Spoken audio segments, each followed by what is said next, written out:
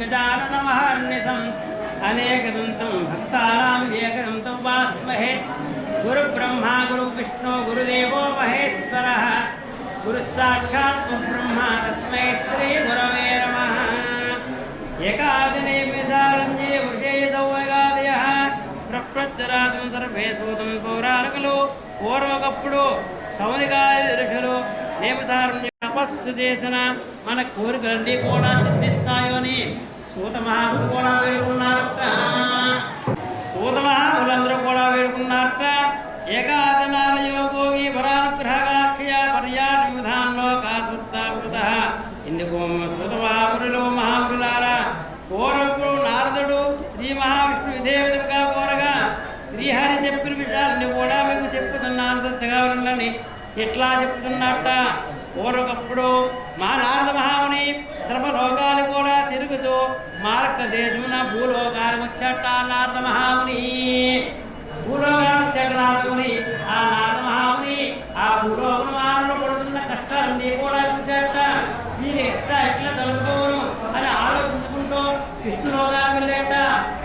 ఆ నారద మహాముని విష్ణు లోకానికి వెళ్ళేదంటే శ్రీ మహావిష్ణు ఏ విధంగా ఉన్నారంటే చతుర్భుజమునకు తెల్లని శరీరం గలవాడు శంఖము చక్రము గలము అలంకారం ఉన్నట్టు శ్రీమన్నారాయణ విష్ణు లోకంలో నారదంటున్నాక వాహిని వార్తగానే శక్తిము గాయతి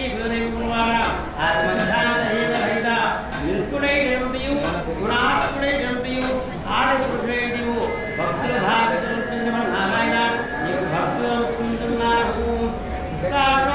కృష్ణం నారదం సత్యమూర్తయ శ్రీహరి స్తోత్రం విని నారదుడు అడుగుతున్నట్ట. ఓం భగవాన్ మాత నారదుడు నారద మహాముని ఈ వచ్చిన కారణమేమి, ఈ కోరిక తీర్చుదును అంతా కూడా చెప్పమని అనుకున్నట్ట. అయితే నారదుడు శ్రీ మహావిష్ణువుకి ఓం జగద్రక్ష భూలోకను మారపడుతున్న వార్త కష్టాలన్నీ కూడా ఎట్లా దొరకపోను అని ఆ కష్టాలు ఎట్లా దొరకను అందుకే నా ఉపాయం చెప్పి అనుగ్రహం పైన ప్రార్థించాట. అందుకు శ్రీహరి ఎట్లా చెప్తున్నట్ట, నారద మహాముని నీ లోహితార్థమైన చక్కని విషయది అందుకు ఒక తమ్మగలదు, అది సత్యనారాయణతము. భక్తి శత్రుతో ఆచరించిన వారు లోకమున సకల ఇస్తుని కూడా పొందిన వారై మోక్షంలో కూడా పొందుతున్నారని చెప్తున్నట్ట. ఇది విని నారదుడు ఇట్లా అనుకున్నట్ట, ఓ దామోదర ఆ వ్రతం ఆచరించిన ఫలమేమి, ఈ వ్రతం ఎట్లా ఆచరించవలను, ఇది వరలో ఈ వ్రతం ఎట్లా ఎవరు ఆచరించారు నేను కూడా విస్తారుగా నాకు తెలుపుకోదు అనుకున్నట్ట. అందుకు శ్రీహరి ఎట్లా చెప్తున్నట్ట, సత్యనారాయణ సకల సత్తాలు కూడా చేయను, సకల కూడా కలుగును, సంతానం కూడా కలుగును, సరత్రా జ్యేష్ఠులుగా ఉండను. ఈ వ్రతము వైశాఖ మాసంలో కానీ మాఘ మాసంలో కానీ కార్తీక మాసంలో కూడా శుభదినంలో కానీ ఆచరించవలను. కష్టం సంభవించినప్పుడు దారిద్ర్యంతో బాధపడుతున్నప్పుడు ఈ వ్రతం చేయడం మంచిది. ఏదైనా వివాదం కలిగినప్పుడు ఈ వ్రతం ఆచరించో అట్టి వివాదం తప్పగా చేయగలను. మాసే రక్తవ్యం వర్షే వర్షేతన పునః కర్తవ్యాపహేంద్రాయుధ నారద మహాముని ఈ వ్రతం శక్తి గలవారు ప్రతి నెలా చేయవచ్చును లేదా సంవత్సరం వారిని కూడా చేయవచ్చును. ఎవరు శక్త్యానుసారుగా వారు చేయవచ్చు ఈ వ్రతాన్ని చెప్తున్నట్ట. అయితే సత్యనారాయణ వ్రతము పౌర్ణమి కానీ ఏకాదశి కానీ ఈ సేవలను పూర్వేసి కాలకృత్యం కూడా నిర్వర్తించుకొని స్నాన సంధ్యాలు కూడా యథాప్రభావంగా నిర్వర్తించుకొని నిత్య భక్తితో దేవదేవ సత్యనారాయణ ప్రభు నీ అనుగ్రహం పొందుటకే భక్తి శ్రద్ధలతో వ్రతం చేస్తున్నాము అని మనస్సును స్వామి ధ్యానం చేసుకుని నమస్కారం కూడా చేయను. ఈ విధంగా నమస్కారం చేసిన తర్వాత కూడా కర్మానుష్ఠానం కూడా నిర్వర్తించుకొని ఈ వ్రతం కూడా చేయను. ఆ పూజాస్తవంతో కూడా గోమైపుదానికి శుద్ధి చేసి వరపిండి 5 రంగులతో దూరంలో ముగ్గురు పెట్టి దానిపై ఒక నూతన వస్త్రం పరిచి ఆ బియ్యం పోసి కలసం ఉంచవలను. కలసం వెండితో కానీ రాగితో కానీ ఇత్తడితో కానీ మట్టితో కానీ చేయవచ్చును. లోహితులు కూడా చూపరాదు. యథాశక్తిని కూడా ఆచరించవలను. కలసం మీద మరణ కొత్త వస్త్రం ఉంచలను. నూతన వస్త్రం మీద సత్యనారాయణ స్వామి ఉంచవలను. ఆ ప్రథమ గర్భం బంగారంతో కానీ అర్ధగరుడు బంగారంతో కానీ పావు గరుడు సంతోషించి పంచామృతాలతో అభిషేకించి మండపంలో పెట్టుకోలను. విఘ్నేశ్వర దేవులను తర్వాత లక్ష్మీదేవుని విష్ణుమూర్తిని పరమేశ్వరుని పార్వతి సూర్యుని నవగ్రహములను ఇంద్రాది అష్టదిక్పాలను జాతి దేవతలను మొదట కలసం మీద హృదయ పూజ దేవులను విఘ్నేశ్వర ఐదుగురు దేవులను కూడా దేవులను ఉదాహరణ మంత్రంతో కూడా పూజ దేవులను కూడా దూరుకోవాలి. ఎదుగులను కూడా దేవులను పెద్ద సత్యనారాయణ స్వామి కలసం మీద పూజ దేవులను 4 వారు స్త్రీలు పురుషులు కూడా ఈ వ్రతము చేయవచ్చును. బ్రాహ్మణ కాని వారు పౌరాణి వ్రతం చేయవచ్చును. ఉదకు ఏ దినమునైనా కూడా వ్రతం చేయవచ్చును. ఈ వ్రతం చేయవారు బ్రాహ్మణులు నాపికి వచ్చి చేయలను. అరటి పంటలు ఆవుకో భోజనం ఇవన్నీ కూడా తీసుకుని స్వామి ప్రసాదం తయారు చేసి స్వామికి నివేదన చేయవలను. ఈ విధముగా నైవేద్యం పిమ్మట బ్రాహ్మణులకు దక్షిణలు ఇచ్చి కథ శ్రద్ధగా విని పందిమిత్రాలు కూడా అందరూ కూడా పొందేలను. ఈ భూలోకం కలిగినకు ఇష్టగామ్యార్థములకు మిక్కిన శుభమైన మార్గము ప్రథమోధ్యాయ. గోవింద ద్వితీయోధ్యాయ. ఓ మహాముల్లారా, ఈ పూర్వము ఈ వ్రతాచరించిన వారికి అని చెప్పుతున్నాడు. కాశీనగరకు బ్రాహ్మణుడు ఉండినవాడు. విగులు దొరుకుతుంటే అన్నవస్త్రము లేక ఆకలిచే బాధపడు ప్రతి ఇల్లు కూడా తిరుగుతున్నాడు ఆ బ్రాహ్మణుడు. అయితే ఆ బ్రాహ్మణుడు ఇట్లా తిరుగుతుండగా భగవాను బ్రాహ్మణుడు గాన ఆ బ్రాహ్మణుడు ఈ దుర్భారమైన కష్టములు కూడా అనుభవించడం చూసి ఒక పెద్ద బ్రాహ్మణుడు ఆ వేద బ్రాహ్మణుగా ఎదురుగా పోయి, ఓ బ్రాహ్మణుడా, నీ వేదం ఉంటే ఉండిది కదా, ఎట్లా ధరిపించు తిరుగుతుంటావు ఏంటి అని అడుగుతున్నట్టు స్వామి. బ్రాహ్మణో దక్షామక్షామ హిమి ప్రభి ఉపాయం దిది కదా కయా ప్రభు. ఓ ప్రభు, నేను మిక్కులు దరిద్రుల్ని భిక్షాలు నేను జీవించుతున్నాను. నేను చాలా కష్టాలు కూడా పడుతున్నాను.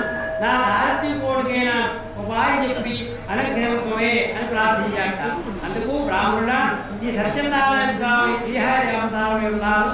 ఆ సత్యదేవుడు దేవుడితోనే కష్టాన్ని కూడా తెలుసుకోవాలయ్యా, ఆ సత్యనారాయణ ఆచరించము అని చెప్పాట.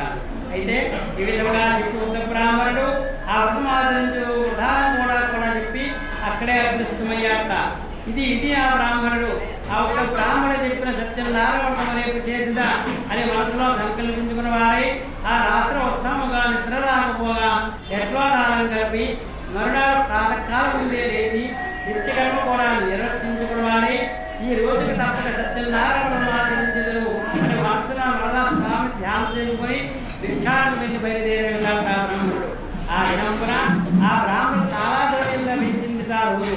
దాంతో అతడు బ్రాహ్మణులు బంధువులు కూడా ప్రతి వచ్చి భక్తి శ్రద్ధలతో సత్యనారాయణ ఆచరించాట.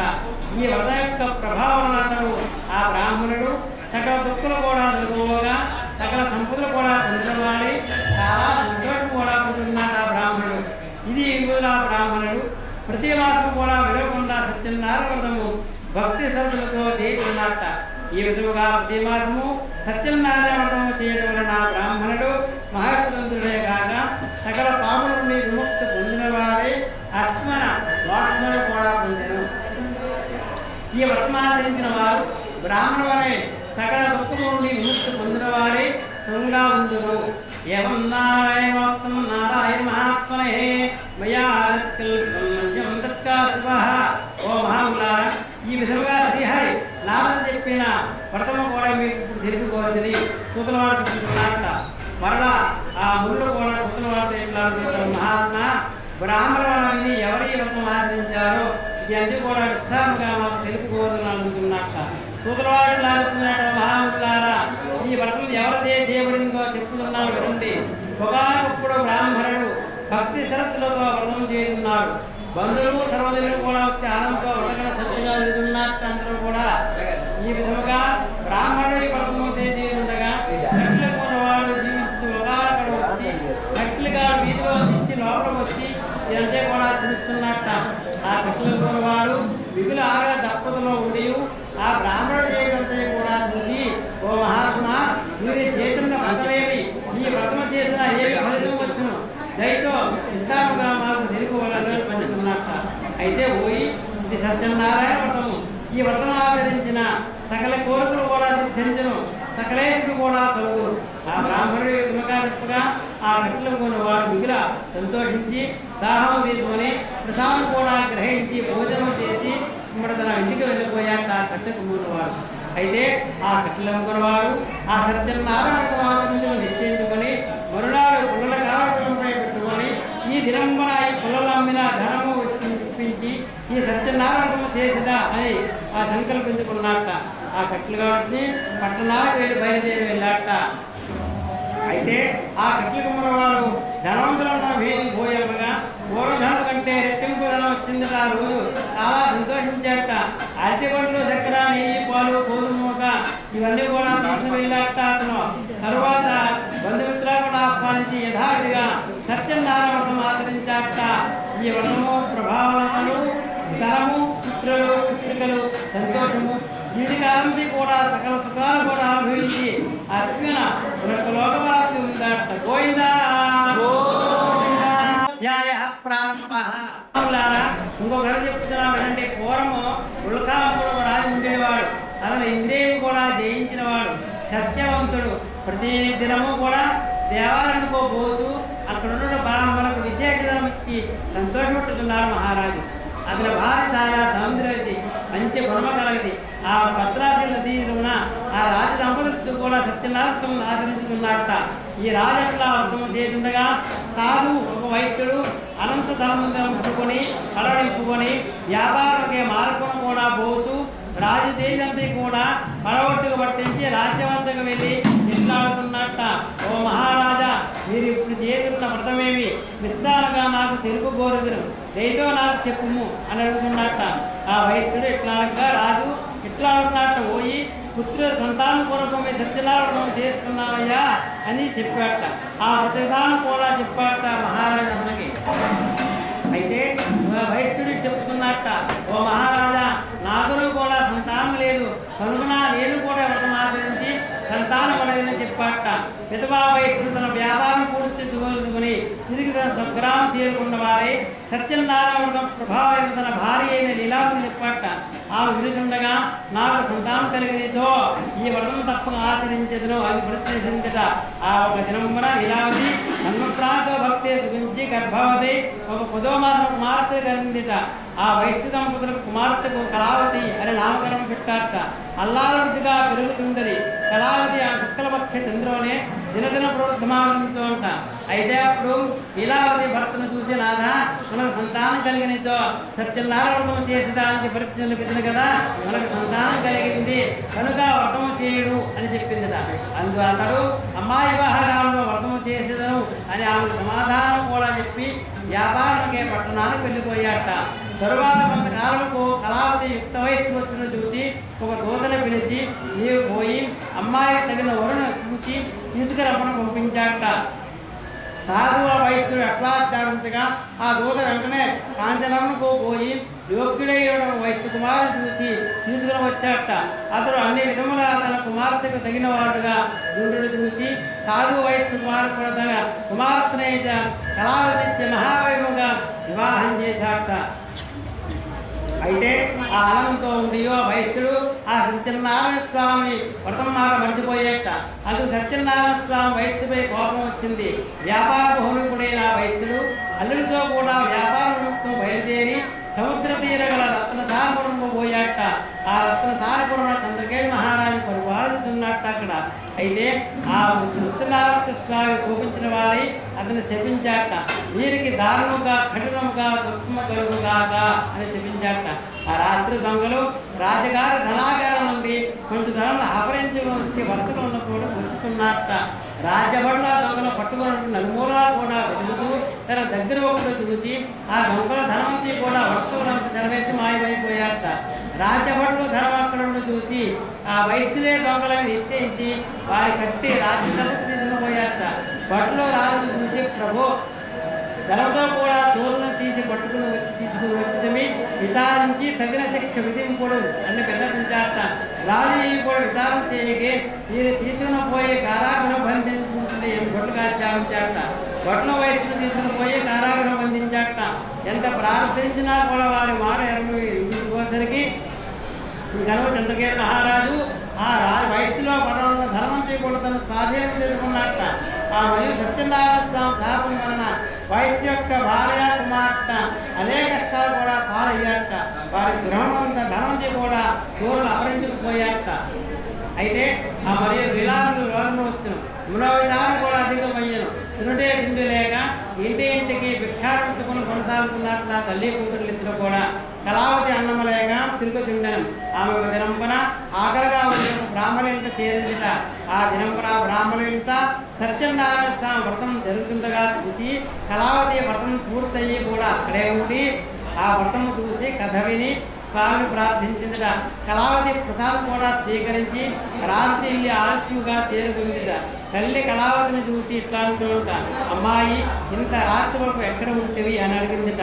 అందుకు కళావతి అమ్మ ఒక బ్రాహ్మణ గృహంలో సత్యనారాయణ స్వామి వ్రతం జరుగుతుండగా చూసి వ్రతం పూర్తయి కూడా అక్కడే ఉండి కథ విని ప్రసాదం కూడా తీసుకువచ్చుదని అని చెప్పిందిట. ఇది విని లీలావతి సంతోషించి తాను కూడా వ్రతము చేయవలను అని మనసులో సంకల్పించుకుందిట. ఆ వయస్సు భార్య అయిన లీలావతి చంద్రులతోడ మిత్రులతో కూడున్నదై దైవభక్తితో సత్యనారాయణ స్వామి వ్రతం చేసి, ప్రభు నా అపరాధము క్షమించి నన్ను రక్షింపు అని నా భక్తులు నాలుగు సుఖముగా ఇల్లు చేరినట్లుగా అనుగ్రహింపవి అని ప్రార్థించిందిట. ఆ లీలావతి సత్యనారాయణ స్వామి వ్రతం చేయుట స్వామి సంతుష్టుడై ఆ రాత్రి ముందే చంద్రకేతు మహారాజుకు స్వప్న సాక్షాత్కరించి కారాగ్రహం అన్యాయంగా బంధించి ఉన్న ఆ వయస్సు నిపుణులు కూడా ప్రాతకాలం ముందే విడిచిపెట్టము, వారి ధనం కూడా ఇచ్చేయము, ఏనితో నువ్వు సర్వనాశనం అయ్యేదవు అని చెప్పి అదృశ్యమయ్యాట. అయితే మరునాడు సూర్యోదయం వెంటనే రాజమంత్రి పురోహితులు కూడా పిలిచి సభ చేసి రాత్రి తన వచ్చిన కళ అంతా కూడా సభ వాళ్ళందరూ కూడా చెప్పాట మహారాజు. అయితే వైశ్యులను కూడా వెంటనే విముక్తులు చేసి ఇటుకు తీసుకురావాలని బొట్లు కాచాట. బొట్లు వెంటనే పోయి వారి సెర నుండి బయటకు తీసుకుని వచ్చారట. అయితే ఆ వయస్సులో రాజుకు నమస్కరించి ఇంకనూ తమ శిక్ష ఏం శిక్షిస్తారో అని భయభ్రాంతులు కూడా ఏమీ పలకకుండా ఉండిపోయారట. అప్పుడు వయస్సుని చూసి మీకు దైవ ప్రాతికూల వలన మహాదుఃఖం సంభవించింది, ఇంకా మీకు భయం లేదు, మీకు విడిచిపెట్టుతున్నారు అని చెప్పి వారి పూర్ణాలు కూడా చేయించి పట్టును కూడా నూట వస్త్రములు కూడా ఇచ్చి సంతోషించాడు మహారాజు. మా ఇంకను వారి ధనవంతి కూడా తన స్వాధీనం చేసిన ధనము కంటే రెట్టింపు ధనం ఇచ్చేట మహారాజు వారికి. ఇంకను చంద్రకేతు మహారాజు వారి ఆత్మతో సుఖంగా ఇంటికి పోవచ్చు అని చెప్పాట. వయసులో రాజు నమస్కరించి అనేక విధంగా కొనియాడి తన దారి ఓడుకొని గోవిందా గోవిందా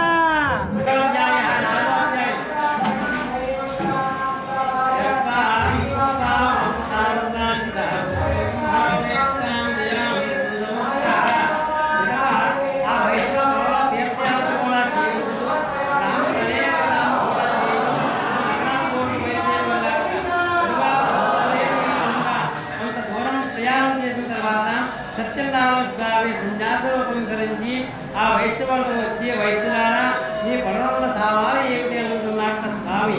ఆ ఇంట్లో ఆ మాటలు విని వయస్సులు ధనగరంతో ఉన్నవారు పరిహారంగా నవ్వుతూ, ఓ సన్యాసి మా పనులలో ఏమో నీకెందుకు, మా ధర్మ అపరించకుండా ఆలోచించడమా ఏమి, ఈ పడవలో ఆకులు అనుభవం తప్ప మరేమీ లేదు బదులు చెప్పారట.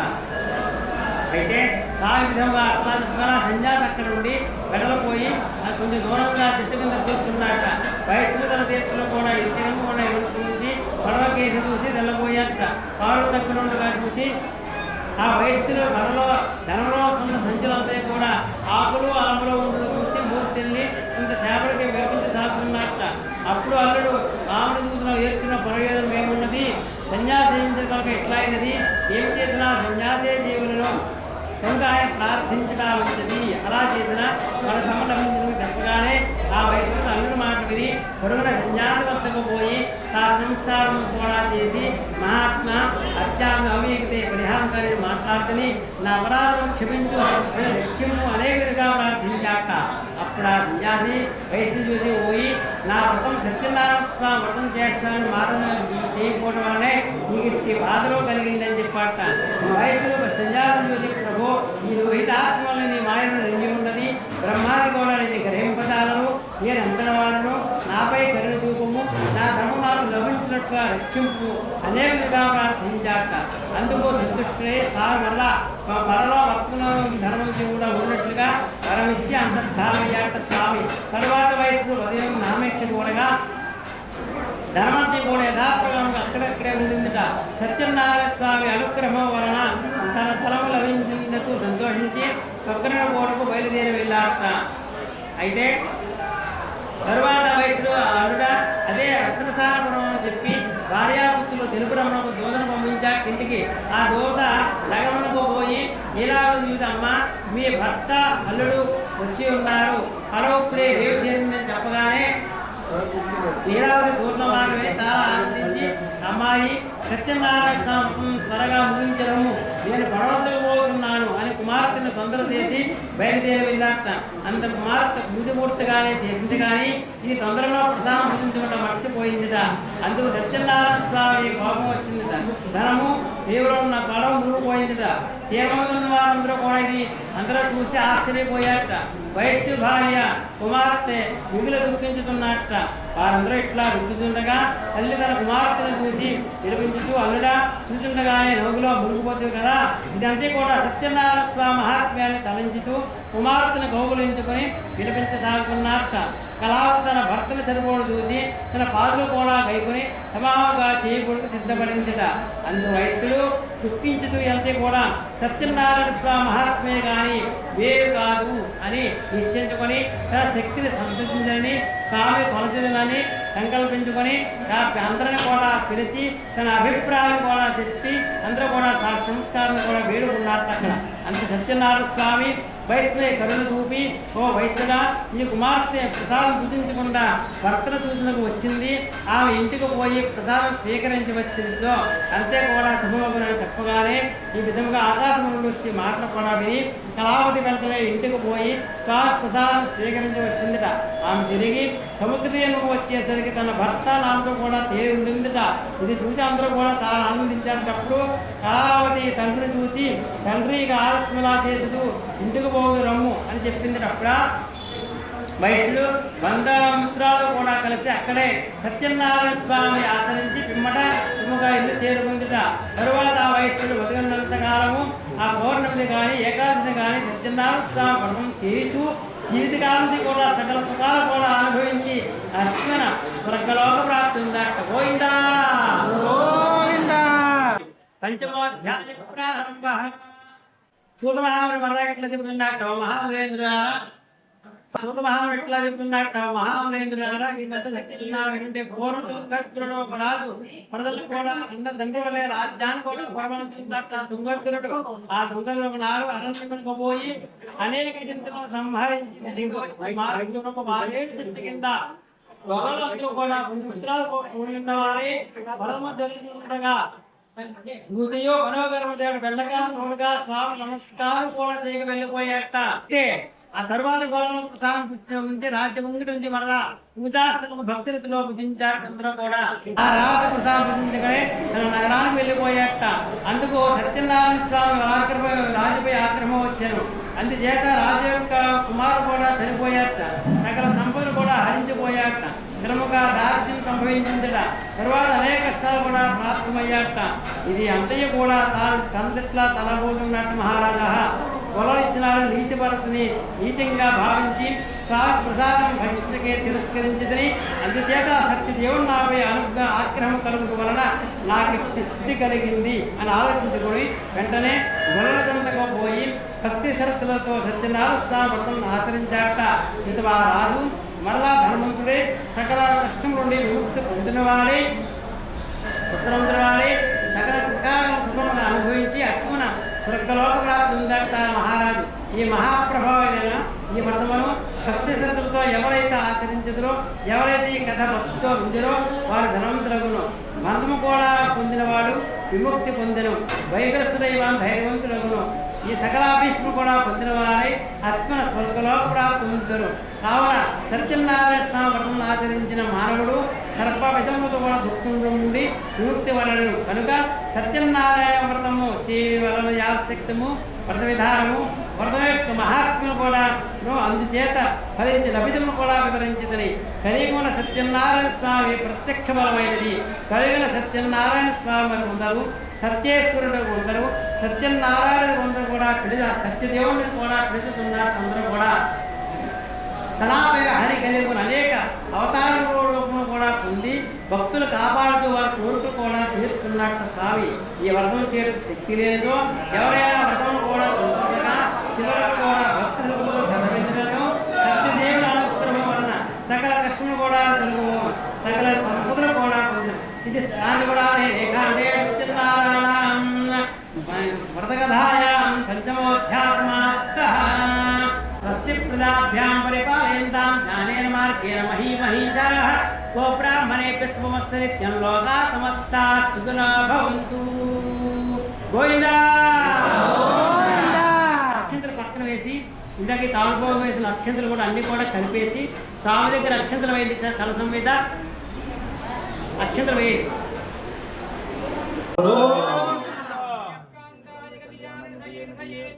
శ్రీ వెంకటనివాసాయ శ్రీనివాసాయ మంగళం.